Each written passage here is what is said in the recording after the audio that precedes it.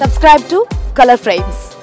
Under-19 ప్రపంచ cup లో దక్షిణాఫ్రికాను చిత్తు చేసిన టీమిండియా ఫైనల్ పోరుకు అర్హత సాధించింది. కెప్టెన్ ఉదయ్ సహరాన్ మరియు సచిన్ దాస్ జోడీ సూపర్ ఇన్నింగ్స్ తో జట్టుకు ఎదురు లేకుండా పోయింది. తొలుత బ్యాటింగ్ చేసిన దక్షిణాఫ్రికా నిర్ణీత 50 ఓవర్లలో 7 వికెట్ల నష్టానికి 228 పరుగులు చేసింది. భారత్ 48.5 ఓవర్లలో 8 వికెట్లు కోల్పోయి లక్ష్యాన్ని ఛేదించింది. కాగా అండర్-19 ప్రపంచ కప్ సెమీఫైనల్లో పాకిస్తాన్ లేదా ఆస్ట్రేలియా మ్యాచ్ విన్నర్ తో భారత్ తలపడనుంది. ఇదిలా ఉండగా సెమీఫైనల్లో ప్రత్యర్థి బౌలర్లను తుక్కు రేగొట్టిన సచిన్ దాస్ పేరు భారత క్రికెట్ లో మారుమోగుతుంది. 32 పరుగులకే 4 వికెట్లు కోల్పోయి పీకల్లోతో కష్టాల్లో పడిన జట్టును కెప్టెన్ ఉదయ్ సహరాన్ తో కలిసి సచిన్ ఆడిన తీరు అందరినీ ఆకట్టుకుంది. వీరిద్దరూ 5వ వికెట్ కు 171 పరుగుల భాగస్వామ్యం నెలకొల్పి టీమిండియాను విజయ తీరాలకు చేర్చారు. త్రుటిలో సెంచరీ చేజార్చుకున్న సచిన్ కు ప్రశంసలు వెల్లువెత్తుతున్నాయి. 95 బంతుల్లో 11 ఫోర్లు, 1 సిక్సర్ తో 96 పరుగులు చేసి సచిన్ టెండూల్కర్ అంతటి వాడిగా కితాబు అందుకున్నాడు. క్రికెట్ దిగ్గజాలు సైతం ఆశ్చర్యపడేలా అదరగొట్టాడు. ఒక పక్క వికెట్లు పడుతున్నా భయపడకుండా నిలకడగా ఆడి భవిష్యత్తుపై ఆశలు రేపాడు. దీంతో అందరూ ఈ యువ ఆటగాడి గురించి తెగ ఆరాధిస్తున్నారు. సచిన్ దాస్ పుట్టి పెరిగిందంతా మహారాష్ట్రలోనే.